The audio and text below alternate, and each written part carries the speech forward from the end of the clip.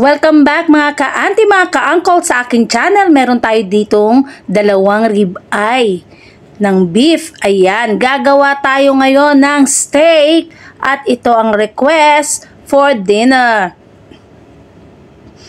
I-marinate lang natin itong ating meat pagkatapos nating hugasan at i-dry. Pat dry natin and then lagyan na natin ng seasoning. Naglagay ako dito ng salt at ground black pepper.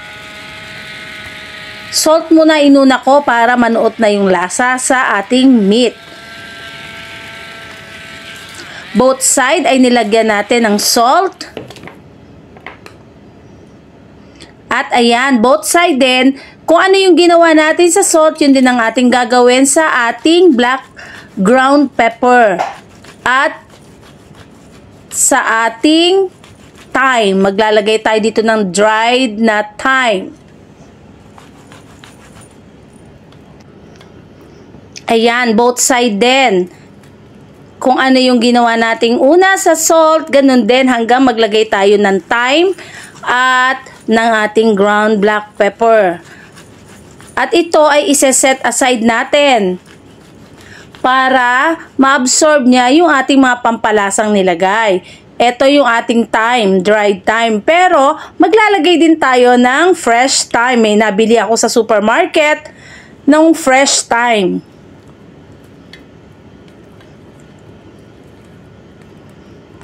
Pagkalagay natin, both side, i-massage lang natin sa buong meat yung ating mga nilagay na pampalasa.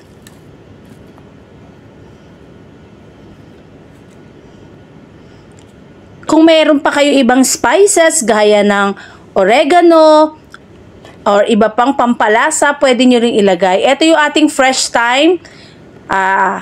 Flex ko lang. Ayan, ilalagay natin yan dun na sa ating pagluluto. Ayan, ready na yung ating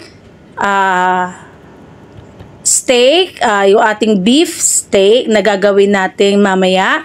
I-set aside lang natin mga ka-auntie, mga ka-uncle. Wrap muna natin at lagay natin sa fridge.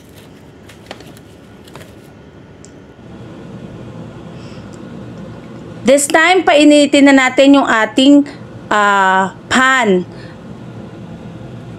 Mas maganda kung ang gagamitin natin dito ay ang iron cast. Pero itong aking pan din na ito or itong aking kawali ay gawa din sa bakal. Ginagamit ko lang ito dito. Ayan, pag mainit na, lagyan natin ng konting oil ito Oil muna yung ating ilagay. Tas and then ilagay na natin yung ating marinated meat. Inoorasan ko lang yung kabilang side, both side. 1 minute and a half sa kabila and then 1 minute and a half sa kabila para sa medium rare. Kung well done naman ang gusto nyo, gawin yung 3 minutes sa kabila, 3 minutes sa kabilang side.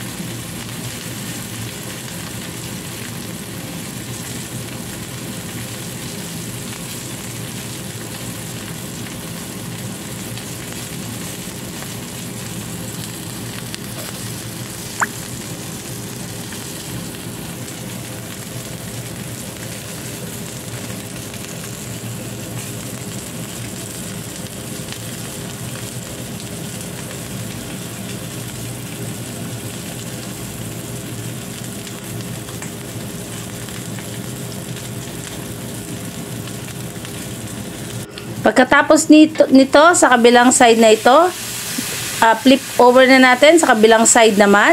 1.5 minutes din. Malakas yung apoy natin dito para hindi siya ma-dry, para juicy inside yung ating steak. At this time, nung mabaliktad ko na yung kabilang side, nilagay ko na ngayon yung thyme at naglagay ako ng crushed garlic.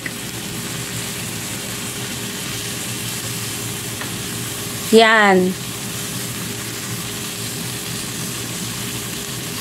additional taste ito bago natin hanguin. Kaya sa huli natin inilalagay itong mga pampalasa na ito. At maglalagay ako ng kaprasong butter. Ayan.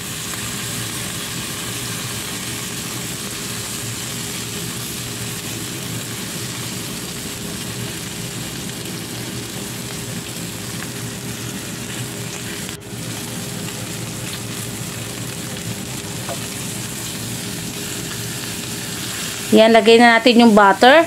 At pag natunaw lang itong butter, sakto yan dun sa oras niya, ay hahanguin na natin itong ating niluluto. Dahil tamang-tama, paghango, hindi siya dry.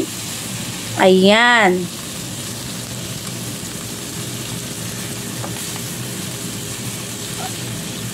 I think this time, ready na ang ating steak. At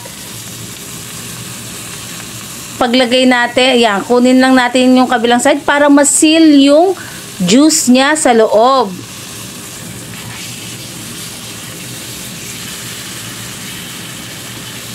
Saglit lang yan, seconds lang yan dahil mainit yung ating kawali at malakas yung apoy. Kaya seconds lang ito. After nyan, magpe-prepare tayo ng ating side dish at mapakadali lang din naman itong gawin. This time, mag-init lang tayo sa ating kawali ng konting mantika at igigisa lang natin sa butter yung ating mixed veggies.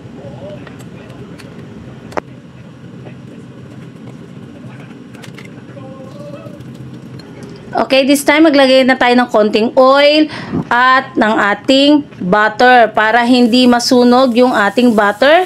Naglalagay tayo ng oil. Lagyan na natin ng garlic. Hindi natin kailangan ipa-brown yung ating garlic. Pag naamoy na natin yung aroma, isunod na natin yung ating onion. And then halo lang. Pagkatapos nyan, lagay na natin yung ating mixed veggies.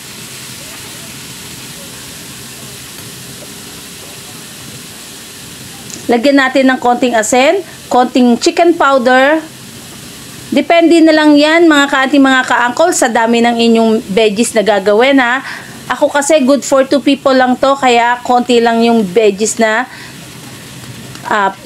pin-prepare ko. Ayan. Pagkatapos natin ay ready na to at iset aside na muna natin at ilalagay na natin sa ating piniplating. At the same pan, same procedure, maglagay tayo ng konting oil at konting butter.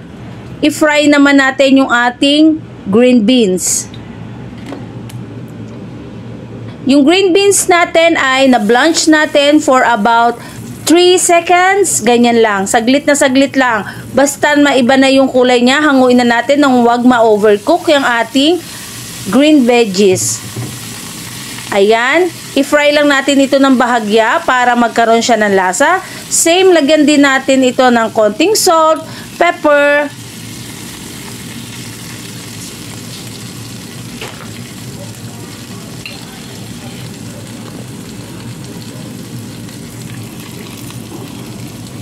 Ayan. Kaya saglit lang ang pagpe-prepare nito mga ka-auntie, mga ka-uncle, at ready na to plate. To plating ang ating dish at masarap na i-serve habang mainit dahil ito ay beef. Kaya mabilisan ang kilos pag ganitong mga servings ang ating gagawin.